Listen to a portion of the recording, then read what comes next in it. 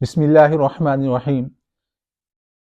Clinically and research based proved किस्म की recipe या रेमेडी कहें इसको आप, जो कि आपकी स्किन को और फेस को स्पेशली ग्लो देगी, तरोताज़ा, और चेहरा जो है वो गोरे रंग में जाने लगेगा, गोरा लगने लगेगा।